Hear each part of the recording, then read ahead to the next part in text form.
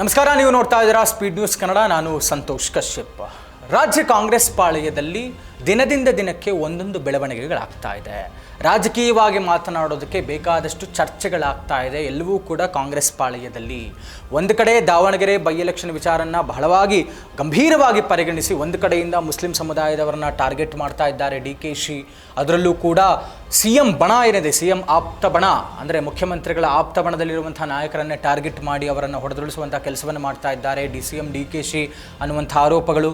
ಮತ್ತೊಂದೆಡೆ ಇದು ಬರೀ ದಾವಣಗೆರೆ ಉಪಚುನಾವಣಾ ವಿಷಯಕ್ಕಷ್ಟೇ ಅಲ್ಲ, ಬಾಗಲಕೋಟೆಯಲ್ಲೂ ಕೂಡ ಕೆಲವು ನಾಯಕರುಗಳು ಈ ರೀತಿಯಾದಂತಹ ಪಕ್ಷ ವಿರೋಧಿ ಚಟುವಟಿಕೆಯಲ್ಲಿ ಭಾಗಿಯಾಗಿದ್ದಾರೆ ಅನ್ನುವಂಥ ಕಾರಣಕ್ಕೆ ಅವರ ವಿರುದ್ಧವೂ ಕ್ರಮಗಳ ಆರಂಭವಾಗಿದೆ. ಬಟ್ ಈ ಮಧ್ಯೆ ಇವತ್ತು ಸಚಿವ ಸತೀಶ್ ಜಾರಕಿಹೊಳಿ ಅವರು DK ಶಿವಕುಮಾರ್ ಅವರನ್ನು ಅವರ ಸರ್ಕಾರಿ ನಿವಾಸದಲ್ಲಿ ಭೇಟಿಯಾಗ್ತಾರೆ. ಇದು ಎಲ್ಲೋ ಒಂದು ಕಡೆ ಬೇಕಾದಷ್ಟು ಚರ್ಚೆಗೆ ಕಾರಣವಾಗ್ತಾ ಇದೆ. ಸತೀಶ್ ಜಾರಕಿಹೊಳಿ ಈಗಲ್ಲ, ಬಹಳ ಹಿಂದಿನಿಂದಲೂ ಕೂಡ KPCC ಅಧ್ಯಕ್ಷ ಸ್ಥಾನದ ಮೇಲೆ ಕಣ್ಣಿಟ್ಟಿರುವಂಥವರು. ಯಾಕೆ ಹೇಳ್ತಾ ಇದ್ದೀನಿ ಅಂತ ಹೇಳಿದ್ರೆ, ಕಾಂಗ್ರೆಸ್ ಪಾಳೆಯದಲ್ಲಿ ಮುಖ್ಯಮಂತ್ರಿ ಕುರ್ಚಿಯ ಕದನ ಬೇಕಾದಷ್ಟು ತಿಂಗಳುಗಳಿಂದ ಚರ್ಚೆ ಆಗ್ತಾ ಇರುವಂಥದ್ದು. ಎಲ್ಲೋ ಒಂದು ಕಡೆ ಮುಖ್ಯಮಂತ್ರಿಗಳು ಅಂದರೆ ಸಿದ್ದರಾಮಯ್ಯನವರು ಇಳಿಯುವಂತಹ ಕಾಲ ಸನ್ನಿಹಿತವಾಯ್ತಾ?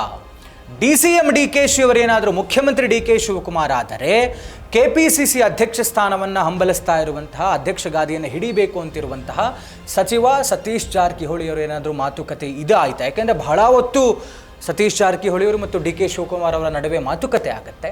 ಈ ವಿಚಾರಗಳೇನಾದರೂ ಚರ್ಚೆಯಾಯಿತಾ? ಮತ್ತು ಇರುವಂತಹ ನಿಯಮದ ಪ್ರಕಾರ KPCC ಅಧ್ಯಕ್ಷರು ಯಾರಾಗಿರ್ತಾರೋ ಅವರೇ ಬರುವಂಥ ಮುಂದಿನ ಒಂದು ಮುಖ್ಯಮಂತ್ರಿಗಳಾಗ್ತಾರೆ ಅನ್ನುವಂಥದ್ದು ಒಂದು ನಿಯಮ ಕಾಂಗ್ರೆಸ್ ಪಕ್ಷ ಫಾಲೋ ಮಾಡ್ಕೊಂಡು ಬಂದಿದೆ. ಹೀಗಾಗಿ 2028 ಚುನಾವಣೆ ವಿಚಾರವನ್ನು ಗಮನದಲ್ಲಿಟ್ಟುಕೊಂಡು ಈಗೇನಾದರೂ DKಶಿ ಅವರು ಮುಖ್ಯಮಂತ್ರಿಯಾಗಿ ಗಾದಿಯನ್ನು ಹಿಡಿದರೆ ತಾನು KPCC ಅಧ್ಯಕ್ಷ ಸ್ಥಾನವನ್ನು ಅಲಂಕರಿಸಿ ಮುಂಬರುವಂಥ ಚುನಾವಣೆಯಲ್ಲಿ ಮುಖ್ಯಮಂತ್ರಿ ಸ್ಥಾನಕ್ಕೆ ಏರುವಂಥ ಲೆಕ್ಕಾಚಾರದಲ್ಲಿ ಏನಾದರೂ ಸಚಿವ ಸತೀಶ್ ಜಾರಕಿಹೊಳಿ ಇದ್ದಾರೆ. ಯಾಕೆಂದರೆ ಅವರು ಉತ್ತರ ಕರ್ನಾಟಕ ಭಾಗದ ಪ್ರಭಾವಿ ನಾಯಕರಿದ್ದಾರೆ. ಹೀಗಾಗಿ ಬೇಕಾದಷ್ಟು ಚರ್ಚೆಗಳು ಹುಟ್ಟಾಕೊಳ್ತಾ ಇರುವಂಥದ್ದು ಕಾಂಗ್ರೆಸ್ ಪಾಳೆಯದಲ್ಲಿ ಆಗ್ತಾ ಇರುವಂಥ ಬೆಳವಣಿಗೆಗಳು.